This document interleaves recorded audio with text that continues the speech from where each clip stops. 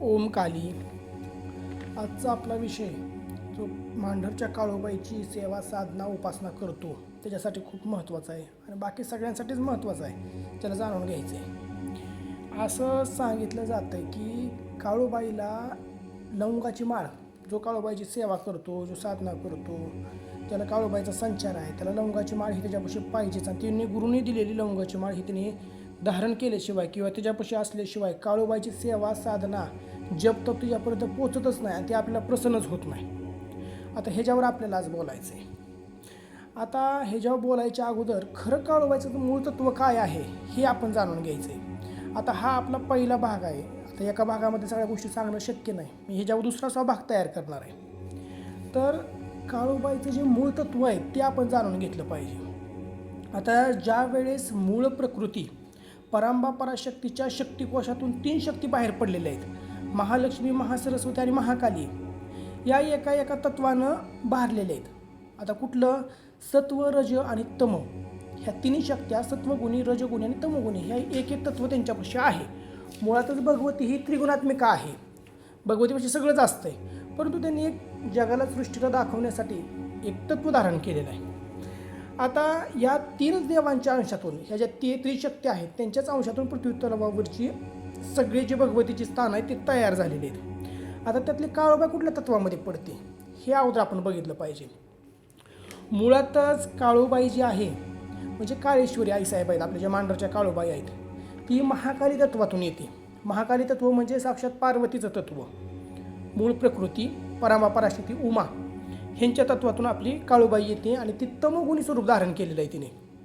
इथं तमोगुणी स्वरूपामध्ये ज्यावेळी लाक्यासुराचा वध करायचा होता त्यावेळेस लाक्यासुराचा वध केल्यानंतर आईसाहेब इथं मांढरगडावरती शांत झालेले आहेत.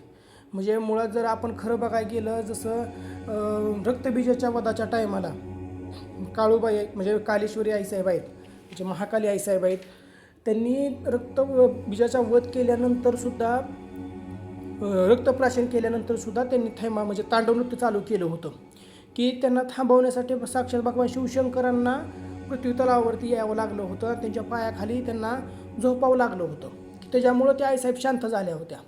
आणि त्याच महाकाली आईसाहेबांचं एक स्वरूप आहे जे लाक्यासुराला मारण्यासाठी आईसाहेबांनी इथं अंशात्मक स्वरूप धारण केलं आहे. मग कालीमातेनेच का धारण केलं? कारण की लाक्यासुराला वरदान होतं की बाबा तुझं रक्ताचा थेंब ज्यावेळेस पृथ्वीवरती पडेल त्याच्यानंतर सूर्याचा त्याच्यावरती प्रकाश पडल्यानंतर त्याच्यातून नवीन लाक्यासूर तयार होईल, ही त्याला वरदान होतं. आता हे वरदान आहे म्हटल्यानंतर आता रक्ताचा थेंब तर पडून द्यायचं नाही, मग हे कार्य कोण सांभाळू शकतं, त्याला कोण वध करू शकतं? तर काली तत्वातून, म्हणजे ज्या महाकालीने पहिला रक्तप्राशन केलेलं आहे, ज्या कालीमातेने रक्तप्राशन केलेलं आहे, तिचं तत्व हे कार्य करू शकतं. मग त्याच तत्वातून काळेश्वरी आईसाहेबांची उत्पत्ती झालेली आहे, कालीमातेच्या तत्वातून. आणि त्या कालीमातेच्या तत्वातून आईसाहेबांची उत्पत्ती झाल्यानंतर या लाक्यासुराचा वध केला गेलेला आहे. आणि लाक्यासुराचा वध केल्यानंतर काळेश्वरी आईसाहेबांनी काही असं तांडव नृत्य केलं नव्हतं पृथ्वीवरती, जसं महाकाली आईसाहेबांनी केलेलं आहे, म्हणजे कालीमातेने केलेलं आहे. लाक्यासुराचा वध करून आईसाहेब तिथं स्थिर झालेले आहेत, तिथं शांत झालेले आहेत आईसाहेब. त्याच्यामुळं प्रश्न येत नाही या बाकीच्या गोष्टींचा की बाबा तिथं त्यांच्यापाशी ह्या सगळ्या गोष्टी म्हणजे मुंडाची माळ गळ्यामध्ये त्यांनी धारण करण्याचा, भगवान शिवशंकर त्यांच्या पायाखाली येण्याचा, ह्याचा प्रश्न ह्या काळूबाई आईसाहेबांच्या स्वरूपामध्ये येत नाही, असं आहे.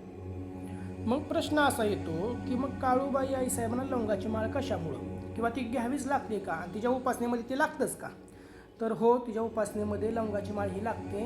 ज्यावेळेस आईसाहेबांचा संचार स्वरूपामध्ये आईसाहेब आपल्याला प्राप्त होतात त्याच्यानंतर ज्यावेळी त्यांचा विधिमार्ग पुढचा करायचा असतो त्यावेळेस आपल्या गुरुकडून आपण लवंगाची माळ घेतो.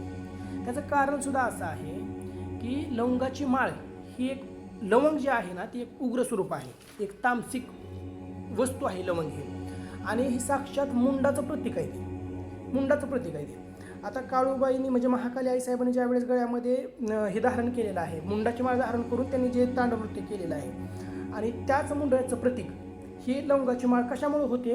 कारण की काळूबाई जी आहे ती काली तत्वातून येते आणि काली तत्वातून आल्यामुळं, परंतु काली तत्व हे भरपूर उग्र आहे आणि आपली जी काळूबाई आहे ती शांत झालेली आहे इथं, पण ते जे प्रतिकात्मक आहे स्वरूप आईसाहेबांचं महाकालीचं काळूबाई ह्या प्रतिकात्मक स्वरूपाला दाखवण्यासाठी किंवा त्या काली मातेच्या तत्वामध्ये ज्यावेळेस आईसाहेबांनी मुंड्याची माळ गळ्यामध्ये घातली होती ते प्रतिकात्मक स्वरूप भगवतीला दाखवण्यासाठी आईसाहेबांना इथं लवंगाची माळ लागते.